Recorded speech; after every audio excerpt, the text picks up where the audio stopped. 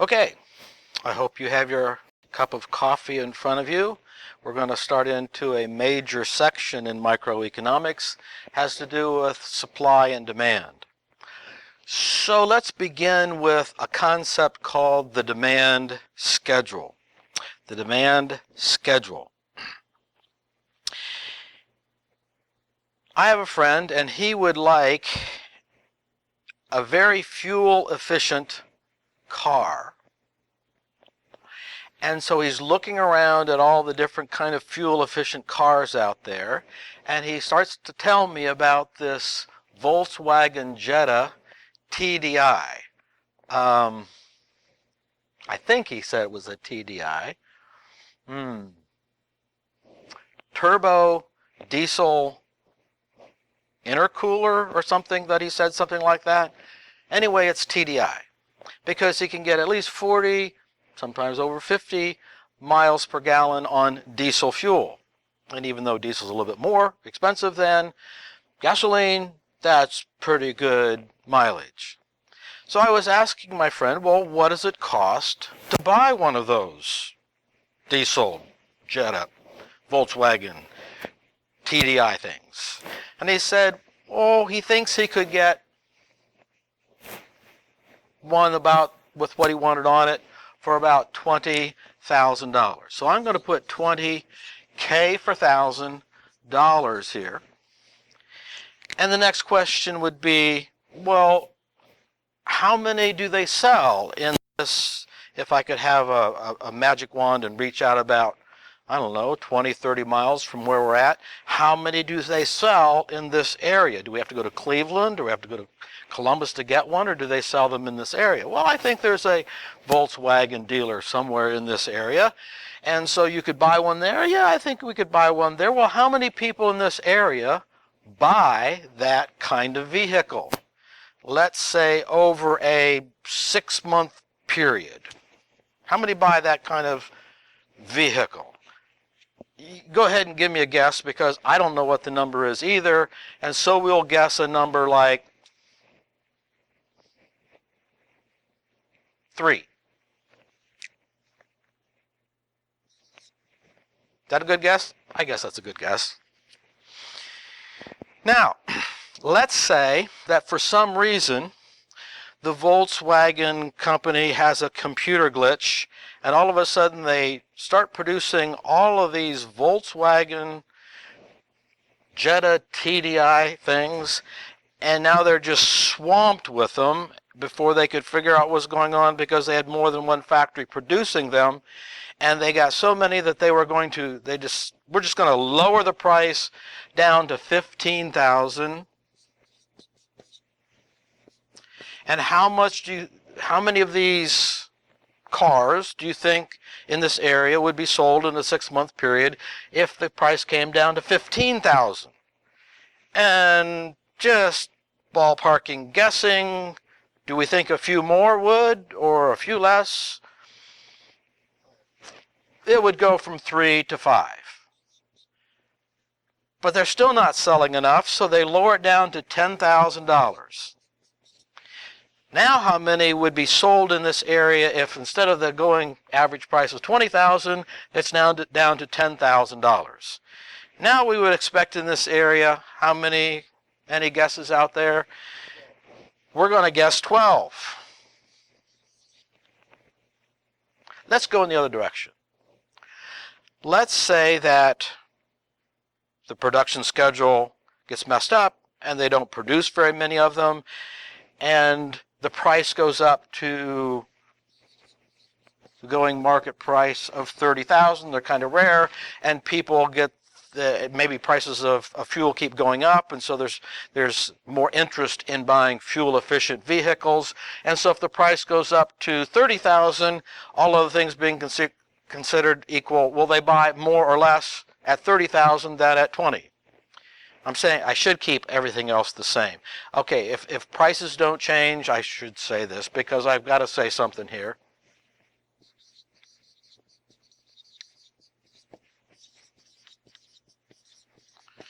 I keep forgetting I can't violate this rule.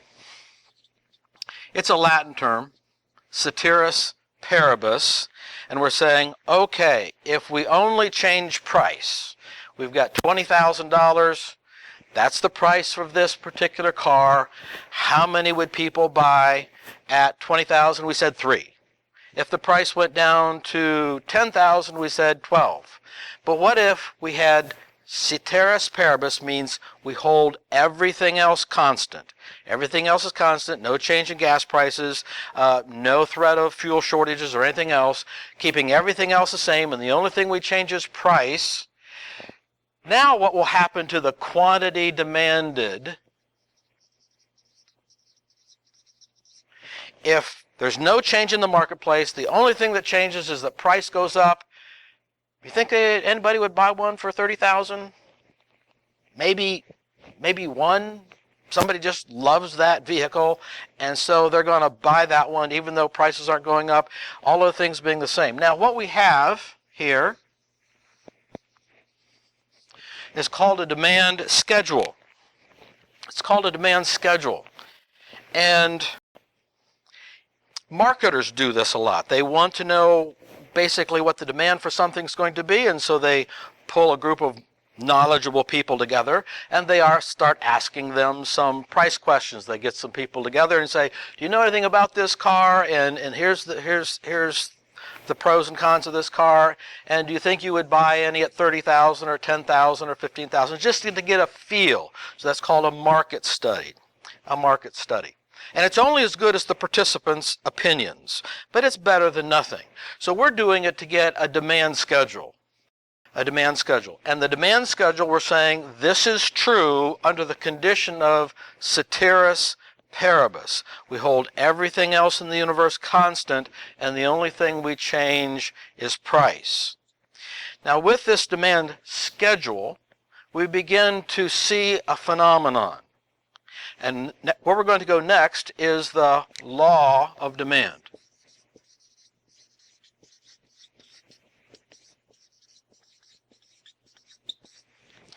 The law of demand. Look at this situation here. When the price is high, the quantity demanded is fairly low. But as the price goes down and the price is fairly low, the quantity demanded becomes larger. So what we have is an inverse relationship. When price is high, quantity demanded is low. When price is low, quantity demanded is high. Now that's the first thing we can see with this law of demand, this inverse relationship. And we can state this law of demand 3 different ways. So I said times 3. 3 different ways. So here's the most formal academic way of stating the law of demand. Price and quantity demanded are inversely related. Price and quantity demanded are inversely related. When one is big, the other is small. When the first is small, the other is big. So the law of demand is basically saying that there's an inverse relationship between something called price and quantity demanded. Now, we can take this as only true under the condition of ceteris paribus, Latin for keep everything else the same. But notice we could take that same data and we could start here at $30,000. We have price on this axis, quantity on this axis, and so we go 10, 20, 10,000, 20,000, and we're going from 1, 2, 3, 4, 5, 6, 7, 8, 9, 10, 11, 12. There's 12 over here, and we go, here's 1, 1, 2, 3, and 4, and 5. So we say at 30,000, the quantity demanded is only 1. If we drop the price down to 20,000 here, we are at 3.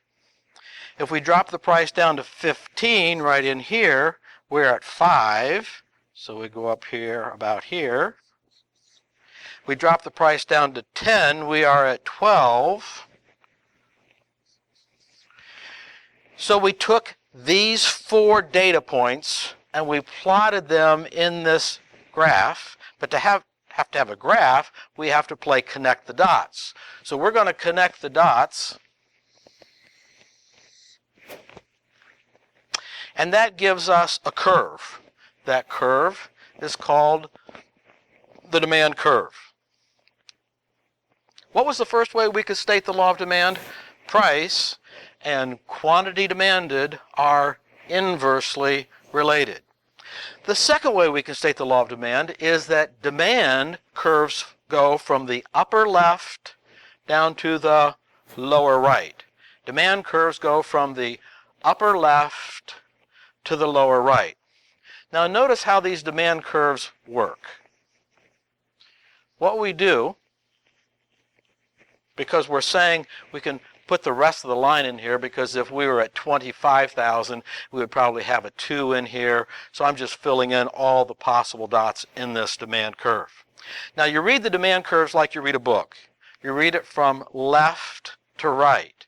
So if we read in our book here, if we asked the $20,000 price question, we come over here and we hit the curve. We bounce off at 90 degrees and we come down here and we get our quantity demanded answer down here. So we ask the price question, we'll ask the $30,000 price question, we bounce off and we get the quantity demanded answer down here. So the second way we can state the law of demand is that demand curves go from the upper left to the lower right. Now there's a third way we could state the law of demand. Oops, I should probably leave that on here. 30, 20, and I think that was 10. The third way we can state the law of demand is that if you watch here, at a high price, people don't buy very much. But at a low price, oops, I come over here and I hit this curve here. At a low price, they buy a whole lot more. Now let me just say that again. The third way we could state the law of demand is at a high price, people don't buy very much. But at a low price, they buy a lot more.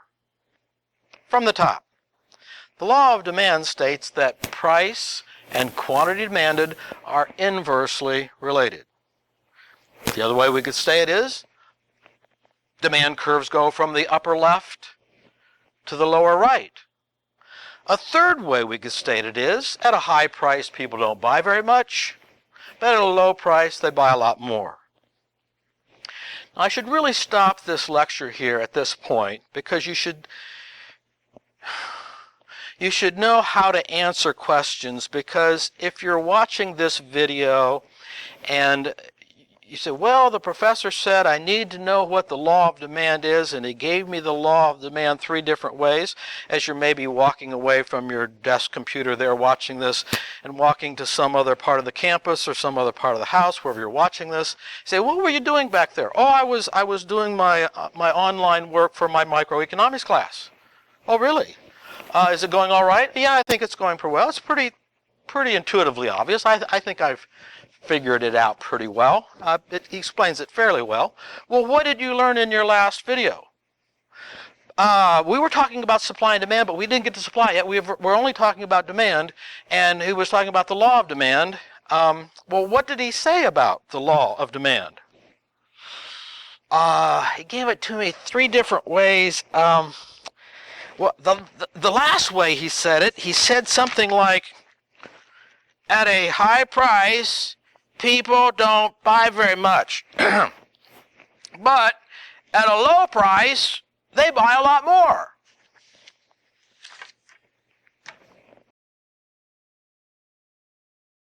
Oh, he said that? Are you paying money for this course? You didn't know that before we went into this microeconomic course? That's the sort of response I'd expect you to get. And so my recommendation is Don't tell people that. Just forget that. What you want to tell people is, oh, I was learning about the law of supply. And the law of supply says that price and quantity demanded are inversely related. Pretty cool. Pretty cool. Say it the first way. Don't say it the second way, because you just don't want people to laugh at you. Let me pause again. I'm taking this a little bit longer than I should, but did you ever get the impression as you're going through your college classes that what you're learning is somewhat what everybody else knew, kind of? But when you go to college, you get to learn all the technical words and highfalutin language, so you can talk about things that everybody else knows about, but you can talk about it using language and words that nobody else knows what you're talking about, and so you come across like you're really, really smart and intelligent, and it's really you just learned a new vocabulary. Now that's being a little bit cynical.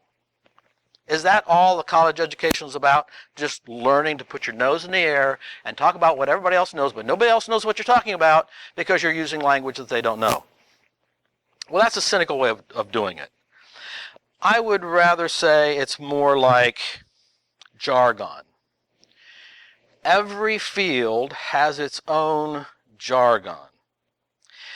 I have friends that help me with my computers. And when my computer goes down or something breaks, they give me a long laundry list of what it could possibly be and why it's related to this. And they give me all these terms that I kind of have a little bit of feel for, but I don't really exactly know what they're talking about, and so they have to just kind of break it down, put it in layman's language. I had an eye appointment this morning and to change my glasses, and he was looking at the back of my eye when they take those photographs and things, and he listed off this bunch of stuff about the eye that I didn't know what all those things were that he was talking about, but once he explained them, I understood what he was talking about. So why did I give the law of demand 3 different ways?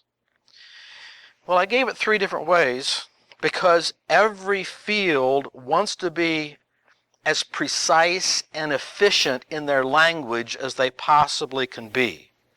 So we need very precise language to convey very specific ideas. Those specific ideas usually incorporate some sort of jargon that's just particular to that particular subject. I'm thinking of the Inuits, for instance, and their word for snow. I really should say probably dozen words for snow, because in their culture, snow's a big deal. It's a part of their life, and so they have more words than just a few to describe snow, its particular state. Similarly, we have to be very specific about our terms. It's still slippery outside at this time of year when I'm filming this. And let's say as I walk out of class, I'm just going to step over off the curb to my car, and my foot slips, and I turn my ankle, and it really, really, really hurts. Really hurts. But it goes away. And so I go home for supper, and I'm sitting at the supper table, and I pull out the chair, and I go to sit down in the chair, and I turn my ankle just the right way. Oh, it really hurts again. And my wife says, "Oh, what's wrong, sweetheart? What's wrong?" "Oh, I stepped off this step wrong, and I think I turned my foot. It's really nothing." "Oh, okay."